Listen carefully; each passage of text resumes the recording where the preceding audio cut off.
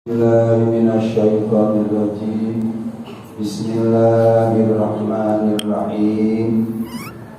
Allahumma inna nas'aluka fahman nabiyyin wa mursalin wal amal malaikatil muqarrabin. Allahumma aghnina bil nuri wa sayyidina bil ilmi wa akrimna bil taqwa wa jamilna bil afiyah ya arhamar rahimin. Qala al-mu'allif rahimahullah ta'ala wa nafa'na bihi wa bi ulumihi fid din wal dunya wal akhirah. Amin ya rabbal alamin. Wa'lam anna alladhi yatanawalul harama wasyubuhati qala ay waffaqa li amal qala ay waffaqa li fi'lil amali sholihi wa in wuffiqa lahu zahiran fala budda an ya'rudha lahu minal afatil batinati ma yufsiduhu alaihi kalmujbi wariyai wala kulli halin falladhi ya'kulul harama amaluhu mardudun alaihi lianna Allaha thayyibun la yaqbalu illa thayyiban. Kama mawin Al-Tibani rahimahullah. Alhamdulillah malam ini kita lagi-lagi dapat berkumpul bersama-sama di majelis ini untuk membaca sholawat kehadapan junjungan kita Nabi Nabi Muhammad SAW melalui Maulid Al-Tibani. Mudah-mudahan apa yang telah kita amalkan kiranya Allah Subhanahu wa Ta'ala berkenan dengannya dan mencatat ini semua amal ibadah yang soleh menjadi sebuah amal yang bisa menggugurkan kepaduan yang diisyarati dengan firman Allah, inna Allaha wa malaikatahu yusholluna 'alan nabi ya ayyuhalladzina amanu shollu 'alaihi wa sallimu taslima. Samping itu kita juga memohonkan kehadirat Allah. Mudah-mudahan amal kita ini pahalanya Allah sampaikan kepada orang tua kita, guru kita, saudara-saudara kita yang telah berpulang mendahului kita ke rahmatullah. Semoga mereka semua mendapat ampunan dan rahmat Allah. Kemudian kita sebagai melintir orang-orang yang menunggu bagian, mudah-mudahan besok sampai pada ajal kita semua Allah mandikan dalam husnul khatimah. Jamaah Maulid Al-Tibani rahimahumullah. Maka ketahuilah oleh kita semua annal ladzi yatanawalul harama wasyubuhat, bahwa sesungguhnya yang memakan perkara haram dan memakan perkara syubhat qala ayyuwaffaqa li fi'lil amali sholih, sangat-sangat sedikit bisa diberi taufik oleh Allah Subhanahu wa Ta'ala untuk melakukan amal yang soleh. Jadi kalau orang memakan perkara haram, memakan perkara syubhat, itu sangat sedikit sekali yang diberi taufik hingga ia bisa beramal soleh. Kebanyakan dari mereka, siapa yang memakan perkara haram dan syubhat itu tidak bisa melakukan amal yang soleh.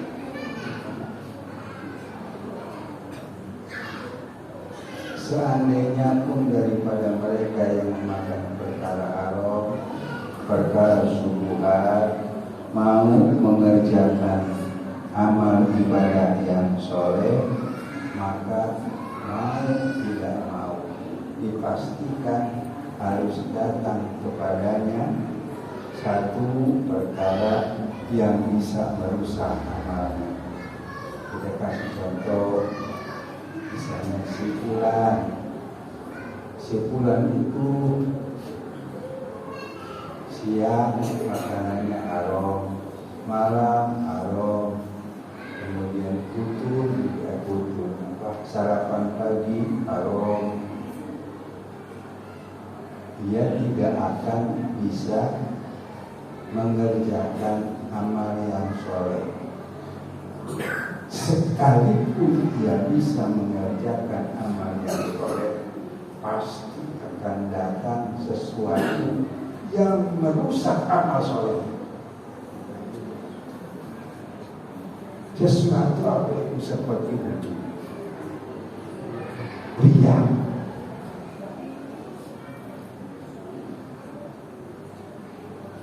Wa ala kulli halin alladhi yaqulul harama amaluhu mardudun alaihi. Kesimpulannya, maka orang yang memakan perkara yang haram, memakan perkara syubhat, amalnya itu dikembalikan kepadanya, ditolak oleh Allah Subhanahu wa Ta'ala. Kenapa kok ditolak? Karena Allah thayyibun la yaqbalu illa thayyiban.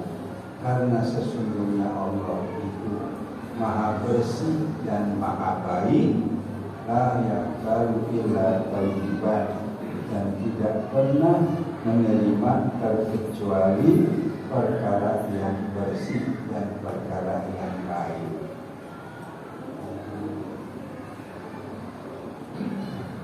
Ya, ini pokok sebenarnya. Salatnya rajin, tahajudnya rajin, salat Tuhannya rajin.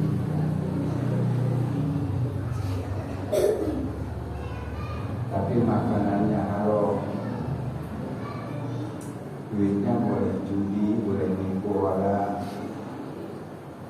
Pasti biar rajin tahajud, biar rajin doa, biar rajin tilawatil Quran, pasti di hatinya ada sesuatu yang merusak amalnya, seperti ujub dan riya.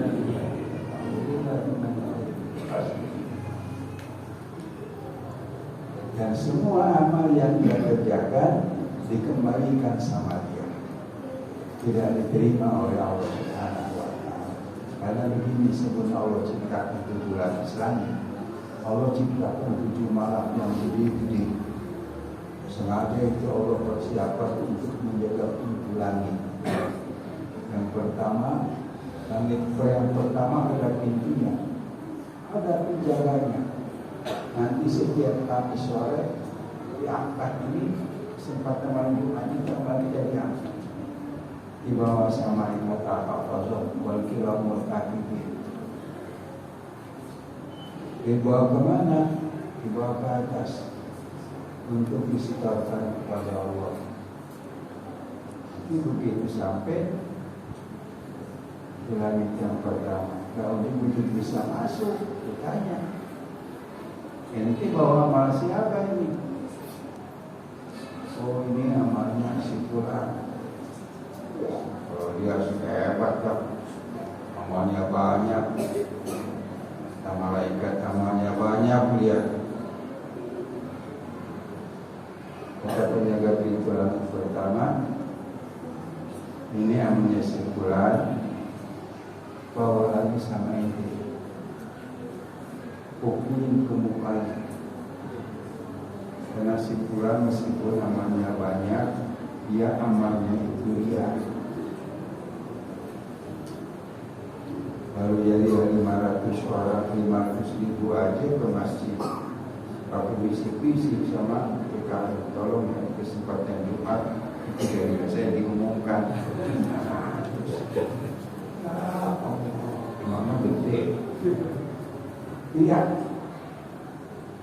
Gak bisa naik tuh, gak bisa nunggu dan selain ke satu. Apalagi langit kedua, ketiga sampai langit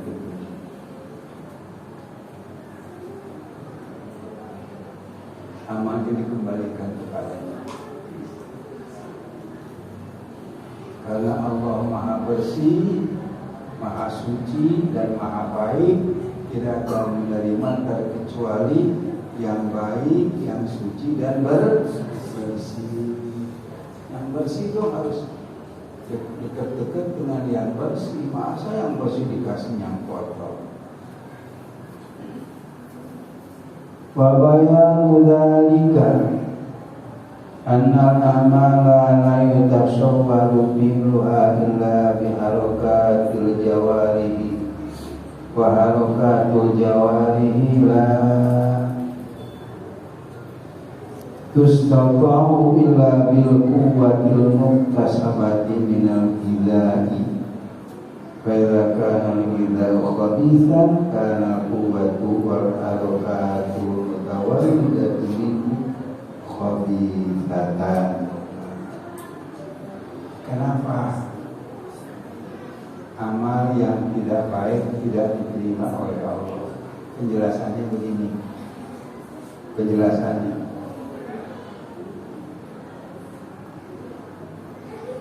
amal-amal itu apapun itu, semua amal tidak akan pernah ternyatakan. Semua amal tidak akan pernah dapat dikerjakan terkecuali dengan pergerakan anggota tubuh. Contohnya, akankah sholat bisa dikerjakan tanpa pergerakan anggota tubuh? Jawabannya tidak.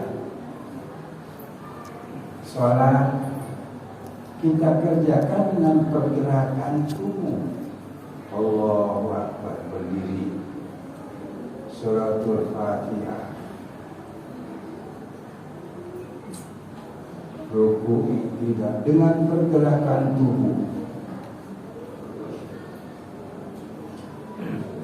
Dan pergerakan tubuh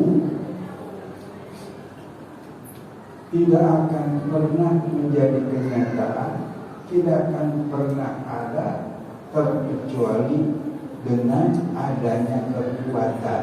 Kita bisa bergerak karena pada diri kita ada kekuatan, dan kekuatan itu hanya dapat dihasilkan dengan makanan. Ya, balik lagi.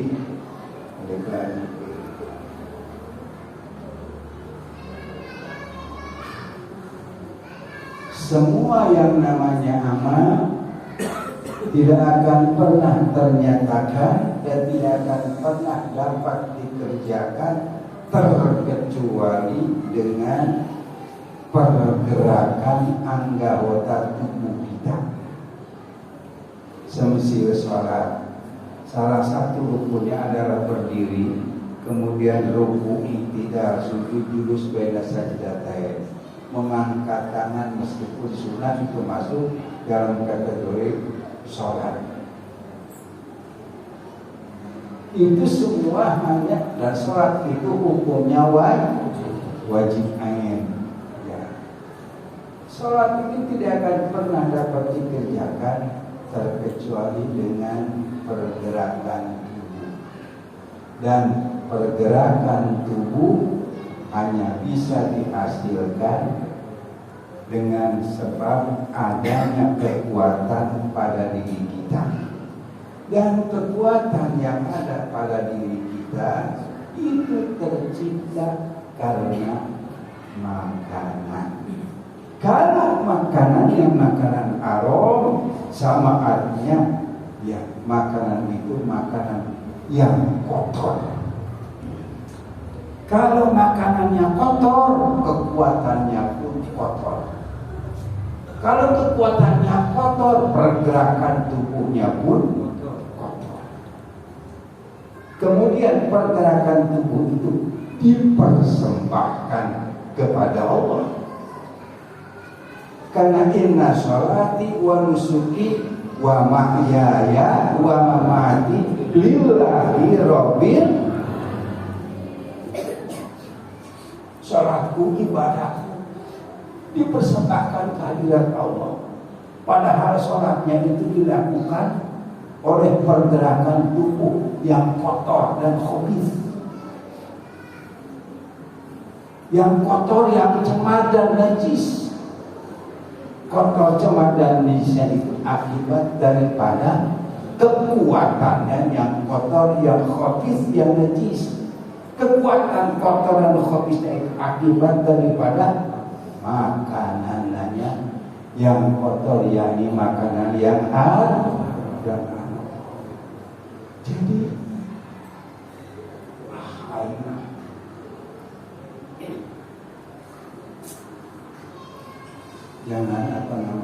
jangan lihat isi zon betul cuma itu. Padahal bapaknya tukang mandi pakai anaknya, masya Allah, betul jika perlu di masjid. Sholat betul, puasanya betul, nampak dari luar seperti itu. Bisa kita pastikan bahwa batinnya, meskipun dia rajin itikaf, rajin puasa, rajin sholat, itu puasanya, sholatnya riya atau paling tidak wujud. Kenapa? Karena sholatnya, puasanya, iktikafnya bersumber kepada makanan yang haram. Makanan yang haram itu adalah makanan yang cemar dan najis. Adanya bodo amat asal menang lah, yang ada juga kan kuaning ke pemain materi sunnah.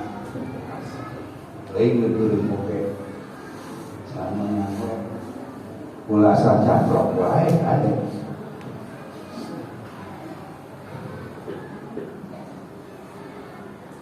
Lalu Abdullah bin Umar radhiyallahu anhu, ini bapaknya anaknya sahabat, bapaknya juga sahabat. Bahwa sholat itu hatta takunu kalhanaya, wasuttum hatta takunu kalautari, lam yataqabbalillahu dzalika minkum illa biwarahi. Seandainya kamu sholat terus menerus sholat sampai dengan keadaan itu menjadi bongkok, saking luar sholat,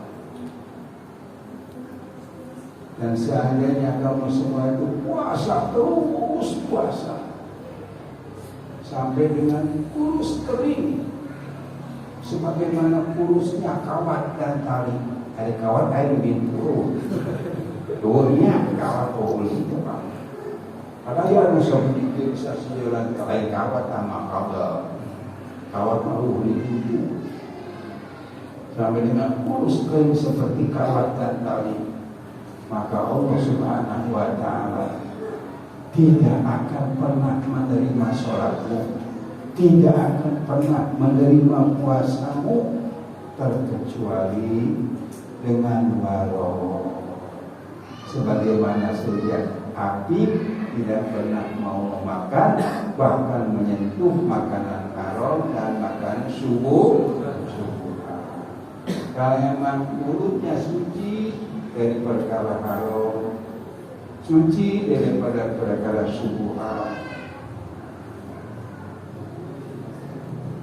sangat diharapkan namanya bisa diterima.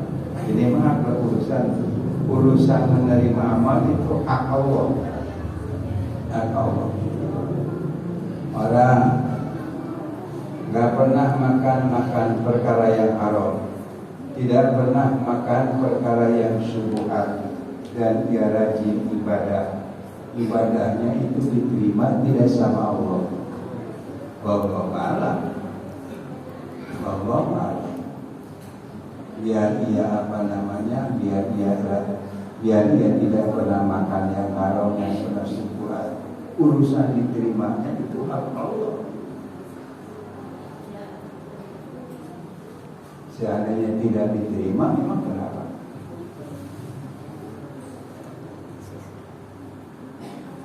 Sudah hak Allah. Kalau yang tidak makan haram saja belum tentu ibadahnya diterima. Sama seperti ini, orang rajin sholat, rajin puasa, rajin tilawah Al-Quran, bahkan dalam seminggu sekali dia bisa khatam Al-Quran, sering puasa, sering sedekah. Nah,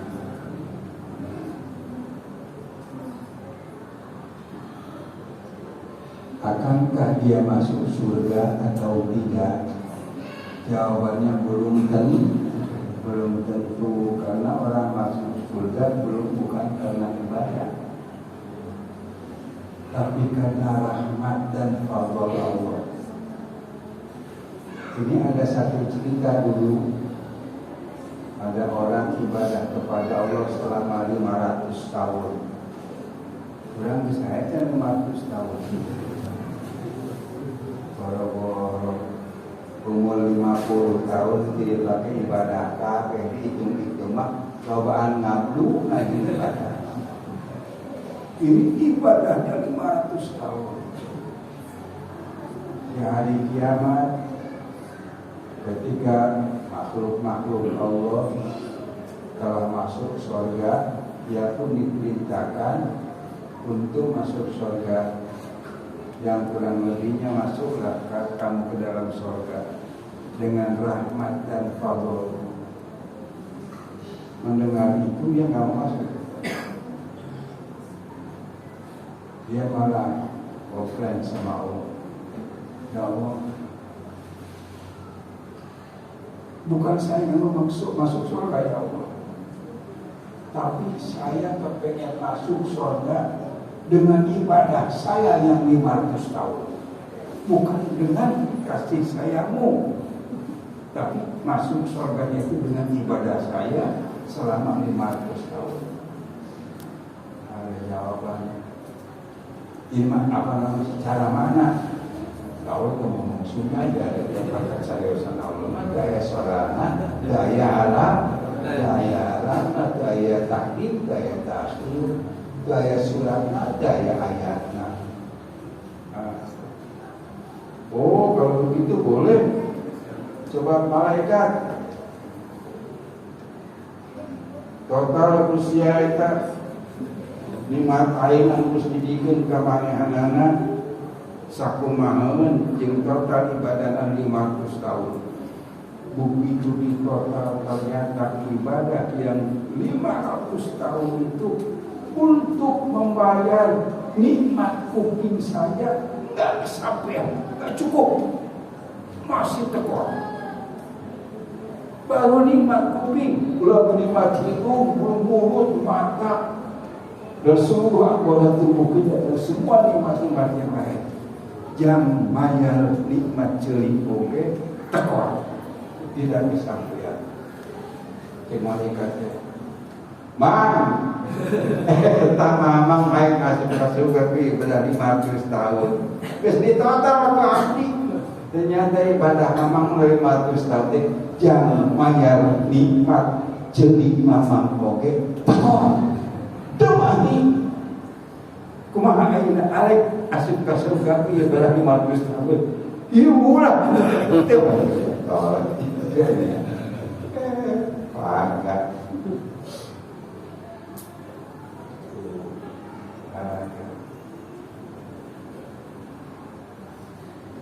Begitu yang ibadah pun belum tentu, apalagi yang tidak pernah ibadah. Orang ya, ibadahnya orang yang apik belum tentu diterima. Apalagi ibadahnya orang yang tidak warok, yang tidak apik, yang biasa makan perkara haram atau subuh. Jadi kalau menurut saya alangkah punya orang bilang, kita seperti dia anu penting halal, usahana anu penting halal, bagi adik alam aja naon, itu sebenarnya bagus, sudah sangat mengarah ke terciptanya warok.